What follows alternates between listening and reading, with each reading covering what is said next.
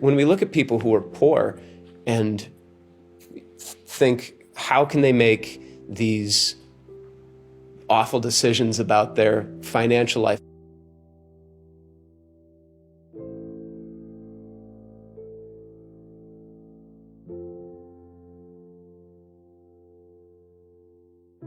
When I was young, my parents split up, as many people's parents do. Some people have amicable divorces.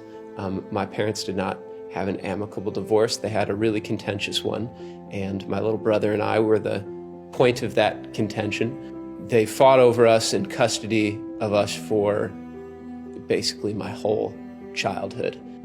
I had one parent who was kind of putting his life back together after a difficult marriage went awry, that, my dad, and on the other hand, I had a parent whose life was totally falling apart.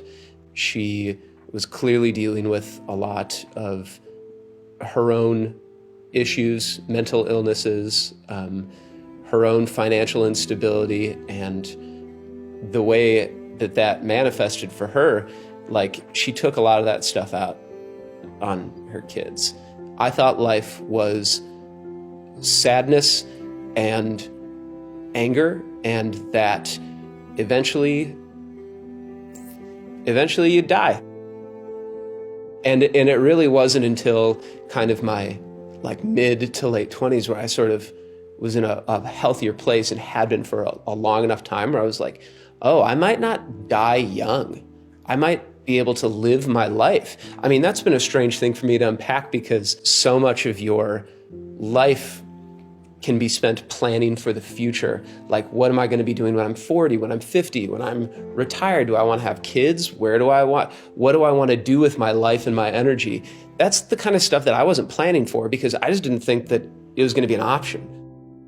When we look at people who are poor and think, how can they make these awful decisions about their financial life? How can they, you name it, how can they spend their money on cigarettes or alcohol? Those are the easy ones. How can they get in a fight with their landlord when they know they don't have a good place to go to? How can they refuse to take this second job when they know it could make all the difference? I have those same personal reactions to people too. The thing that you have to remember is that those people are making those decisions in the context of poverty, and poverty totally reshapes your brain. I remember the feeling of coming home and seeing the pink slip on the door that says, you guys got to get out of here by the end of the weekend. I remember that. I remember that slip. I remember the look on my mother's face when she read it.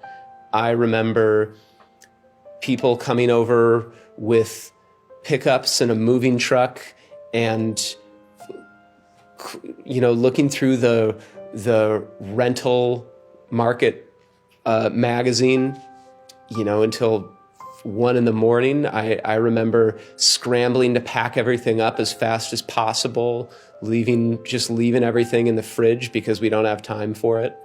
I remember all of that, and how horrible and shattering and traumatic it was. And it was a waking nightmare opening the newspaper and seeing 50,000 people foreclosed on in Minnesota. Nationally, the number's going into the millions of people being foreclosed on. These are people who owned their home. They did that because they thought they would be safe.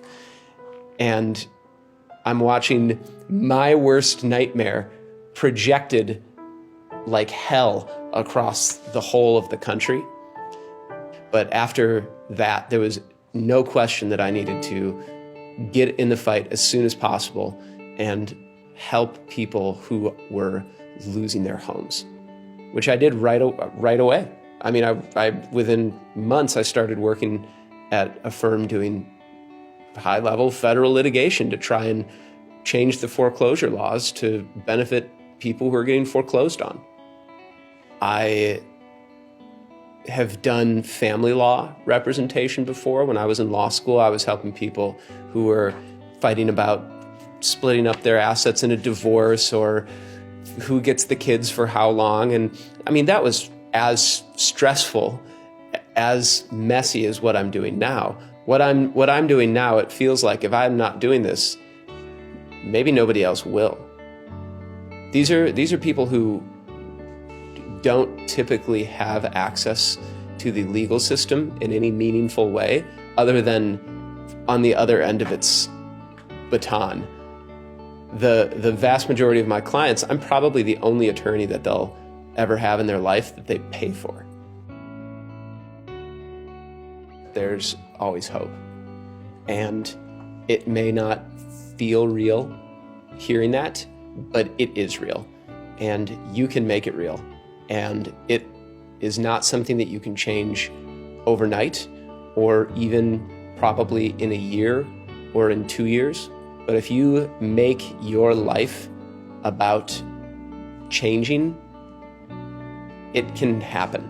You can actually do it. And you can look back 5 years later or 10 years later and say, I can't believe how far I've come. I can't believe what a low spot I was in. I can't believe how hard life was. The world's not perfect. We're not there yet. If you dedicate yourself to changing your life, you can do it. You can do it. It takes time, but you can do it.